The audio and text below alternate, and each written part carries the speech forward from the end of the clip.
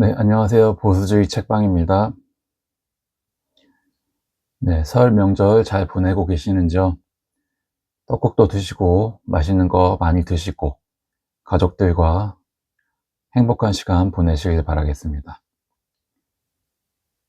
그러면 레이건 11 원칙 미국 예외주의 읽겠습니다. 로널드 레이건은 또한 미국 예외주의의 상징이었다.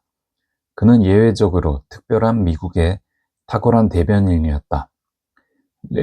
레이건은 미국을 모든 인류의 등대, 마지막 최상의 희망, 언덕 위에 빛나는 도성 등으로 묘사했다.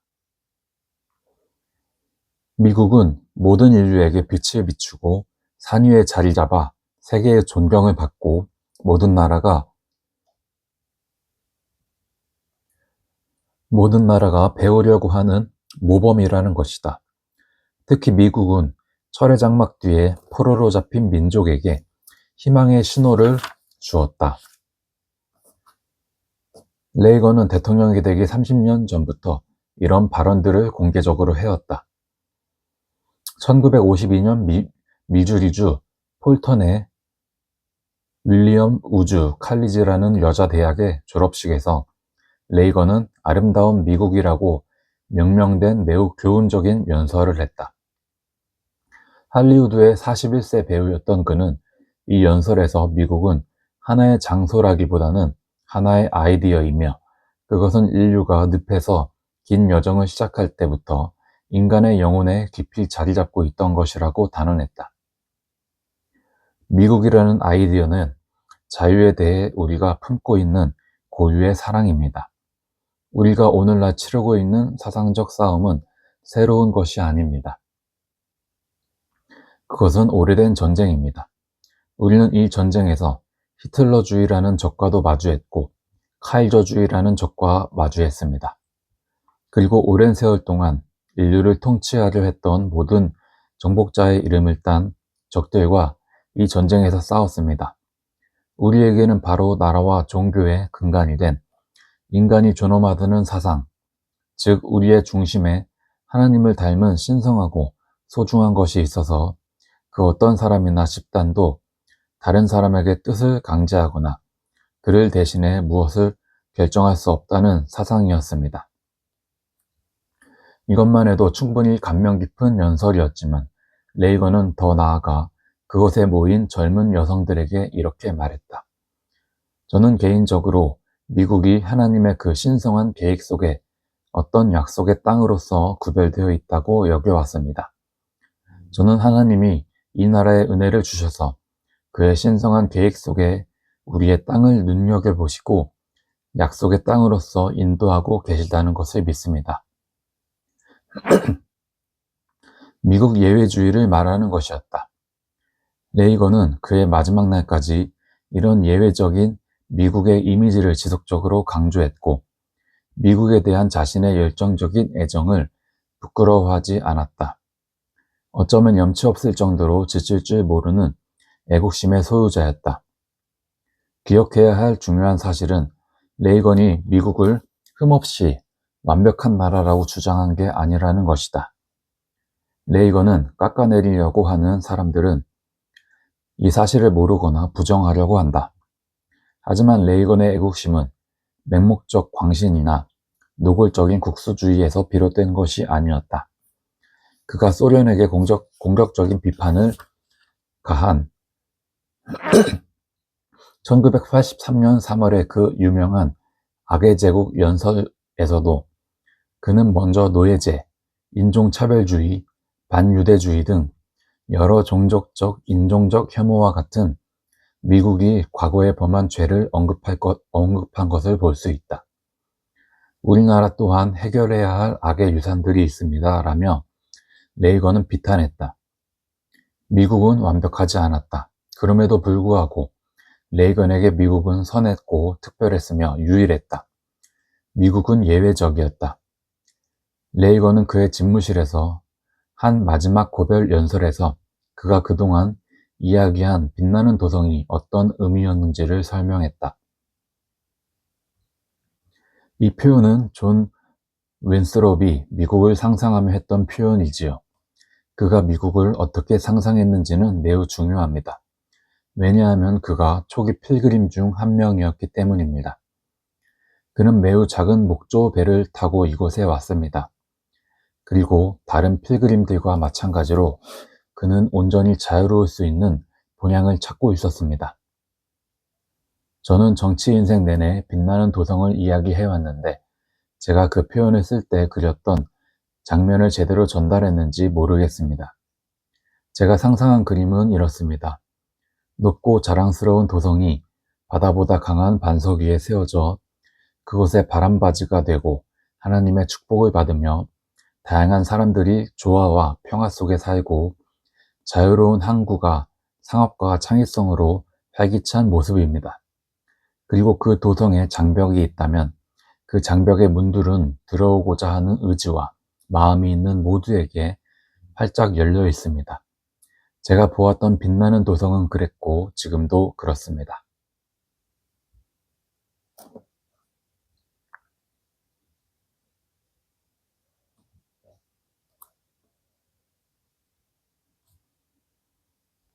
레이건 정부의 교육부 장관이었던 빌 베넷 박사가 회고했듯이 레이건의 이 연설은 단순히 미국인에게 안녕을 구하는 고별 연설이 아니라 미국이란 무엇을 의미하는지 교육하는 역사 수업이었다.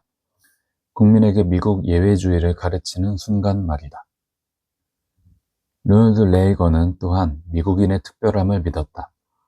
그는 미국인의 비범함에 대해 믿음이 있었다. 그는 미국인의 고유한 선함과 지혜, 노동관, 상식에 대해 흔들리지 않는 낙관이 있었다. 미국인에게는 무엇이든 가능했고 그들은 어떤 것도 성취할 수 있는 국민이었다. 그는 미국인의 역량과 재능을 확신했다. 레이건은 스스로의 인생과 성취를 통해 바로 이 미국인의 놀라운 역량을 증명해낸 바 있다. 그는 대학을 나오자마자 바로 라디오로 시작해 할리우드를 거쳐 최정상까지 올라가는 경력의 상승 궤도를 탔다. 할리우드에서 레이건은 결정적인 정치적 성장의 시기를 겪었고 이후 제너럴 일렉트릭 시어터에서의 활동을 통해 미국인에 대해 그의 예외주의를 길렀다.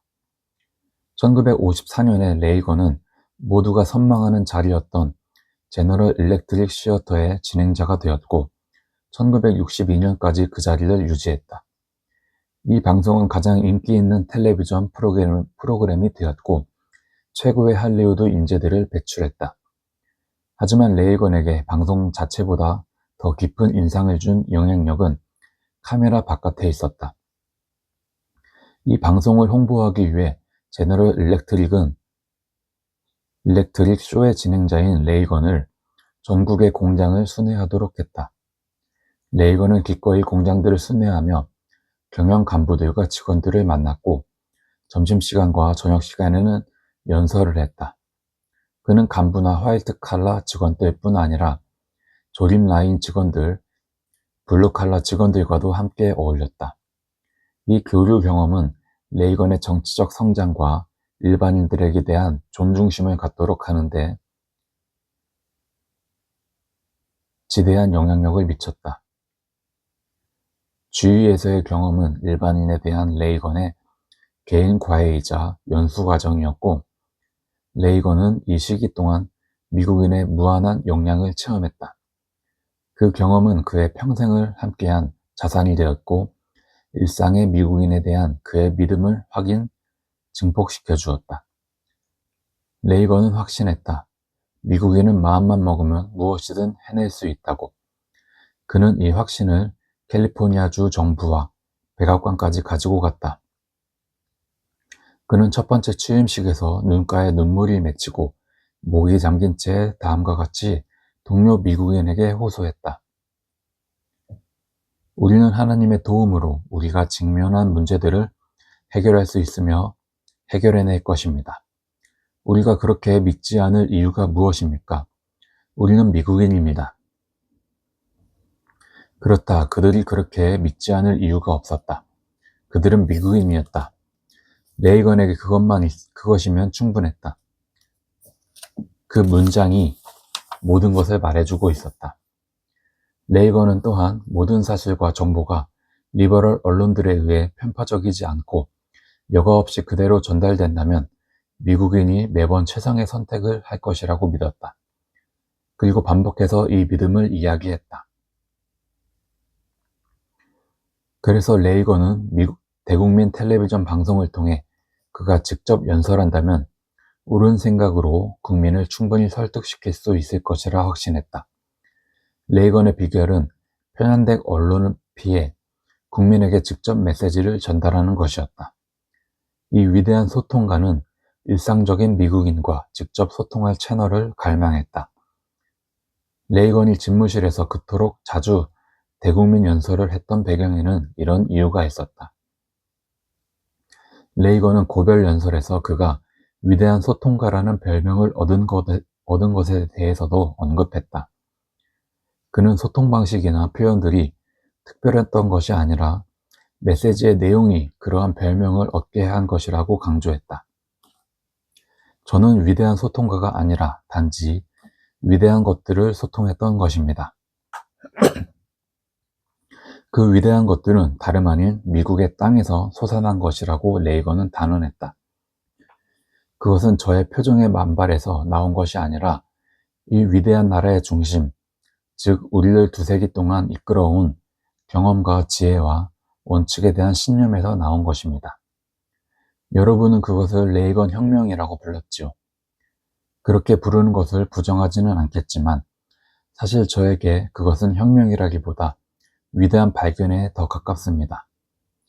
우리의 본래 가치와 상식의 재발견 말입니다. 레이건은 하나의 장소라기보다는 하나의 아이디어인 미국 그 자체에 대해 미국인과 소통한 것이다. 덧붙이자면 이 역할은 가정의 역할이기도 했다.